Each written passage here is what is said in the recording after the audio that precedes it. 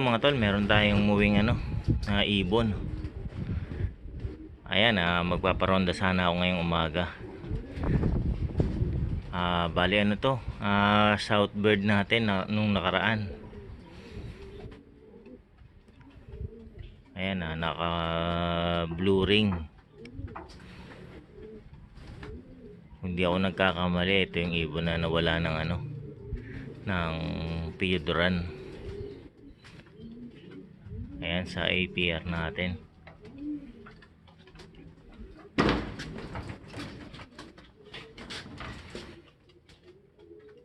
So ito nga yun mga tol, piyuduran. Ayan, check natin mamaya. Parondayin muna natin itong mga itong panlaban natin. Ayan, mahigit 1 linggo na tayong walang training, walang toss. So kailangan natin mag first fly ngayong araw. Ayan, mga ibon natin, labasin natin. So ayan mga tol, first fly sila ngayon. Pinakawalan natin sila ng 7:30. Medyo late na natin sila pinakawalan. 8:30 pababayin na natin. Yan, usually 6:30 ako nag-force fly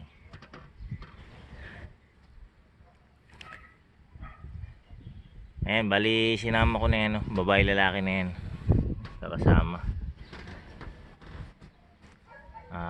Masyadong matagal pag pinag-iwalayin natin yung force fly nila kasi tigi 1 oras yan Ayan, pinagsama ko na sila sa umaga. Ganun ginagawa ko, pinagsama ko sila sa umaga para 1 oras lang akong babantay dito sa taas, lalo na pag mainit. Ayan, buti ngayon hindi mainit. May bagyo nga, di ba? Bandang north. Naku, meron tayong isang dumadapo dun sa tower na yun, madapo talaga siya. Yung hen yun yung hen na bumalik nung pinakalas nating bumalik sa north team, yung hen. Kasi nung wala siya, walang dumadapo dun nung bumalik siya, may dumadapo na naman dun. So na-confirm ko na siya nga yung dumadapo dun, isang hen. Buti hindi niya nasasama yung iba. Nawala na sila mga tol, dumayo na naman.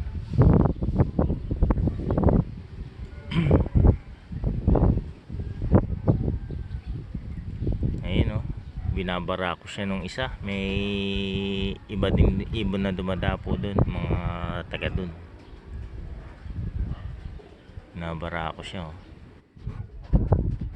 bahala siya, wala siyang pagpag kung puro dapo siya, kasi rerekta ko siya ng gimba.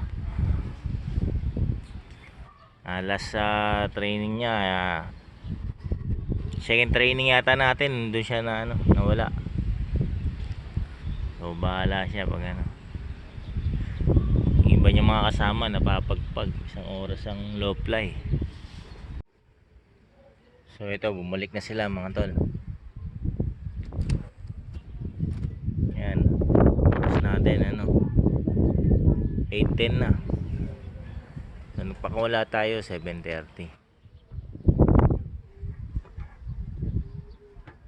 2, 4, 6, 8, 10, 12, 14, 15. May kasama sila isa kasi yung isa nandun nakadapo yun pang 15 yung nakadapo Yung isa hindi ko sinama, may tinamaan ng 1 eye cold yung isang kinakarga natin. Ayan, pinainom ko ng ng Betracin.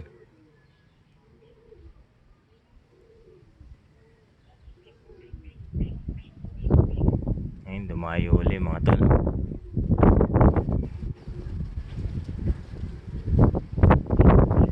Dire-diretso dun.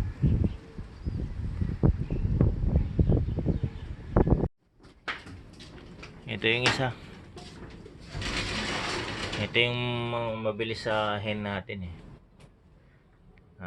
Madalas umuuna to eh sa mga hen. Ayan, tinamaan siya ng one nickel dun sa kabilang mata niya. Ayan o. Pikit kanina yan. Inatakan ko na ng ano. Ayan, mamaga.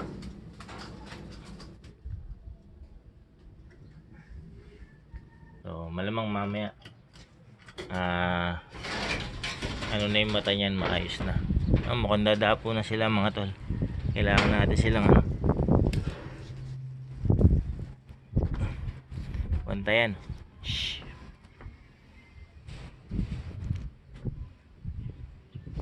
Ayan. Ang oras natin mga tol ano, 8:16. 8:16, 7:30 natin sila pinakawalan. Mga lagpas ang oras eh, pabay natin sila. Ayun, dumiretso ulit sila doon. So ito mga tol, pababayin ko na yung ano, tong hen na ano, yung lumaylay yung, ay nako. Ayan mga tol, laylay yung pakpak niya oh.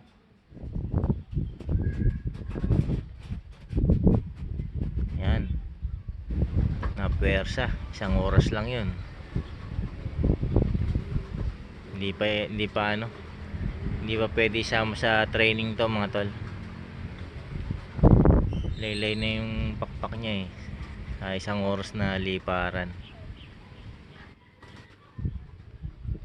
Nasa ano na eh, padalawang oras na yung ano, yung training natin na liparan.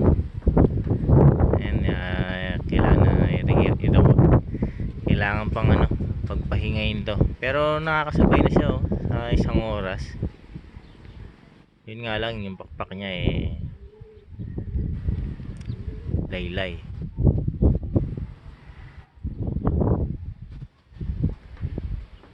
Ayan, so nandito na yung iba. 2, 4, 6, 8, 10. Oh, yung 5 naman ang wala. Ayan, kulang pa 5.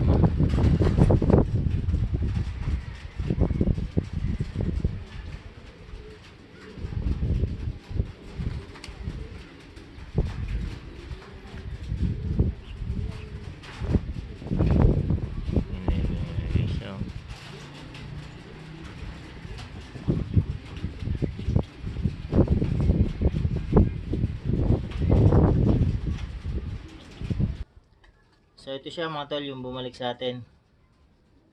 Ayan, pang south natin to nung nakarang ano, south race ng APR. Ayan, naka blue ring. Isa nga to sa ano, nawala ng ano, ng Piodoran.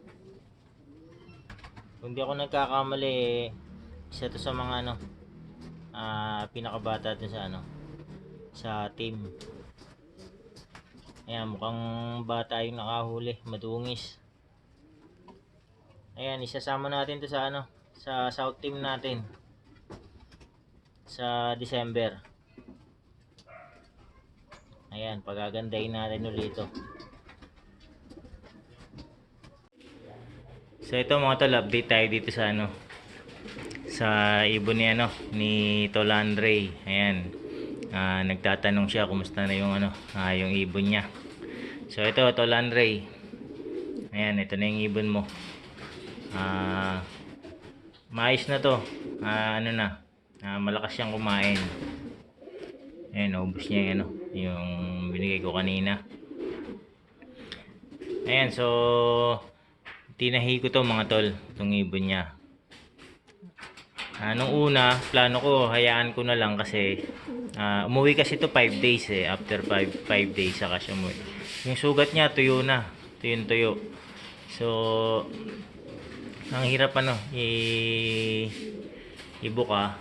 Dahil nga ano, dumikit na yung ano, yung mga balat dun sa laman. Pero ano, pinilit pa rin namin siyang tahiin.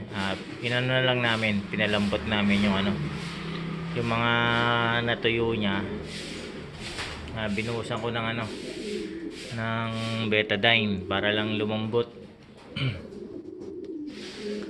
Ayan. So okay naman, natahi namin, no. Ayan siya.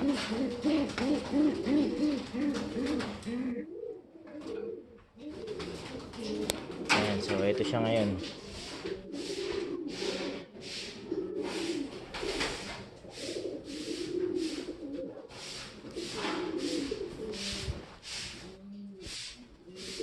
Ayan, ito yung sugat niya. At nakatahi yan mula rito hanggang dito sa side. Diretso.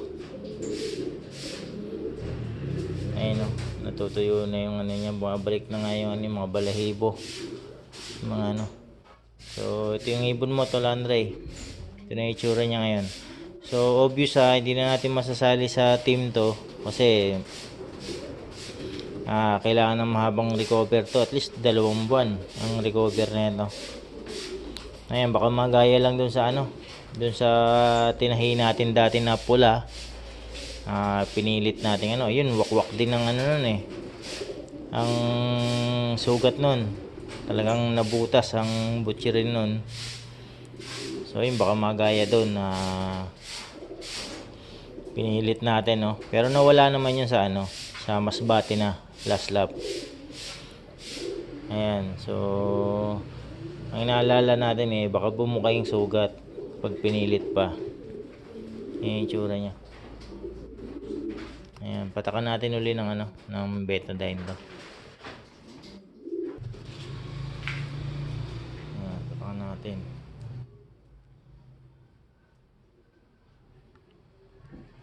Ayan, okay na yan. So ayan, Tol Andre, ito yung ibon mo. Malakas na kumain to. Inuubos niya yung binibigay kong patoka eh.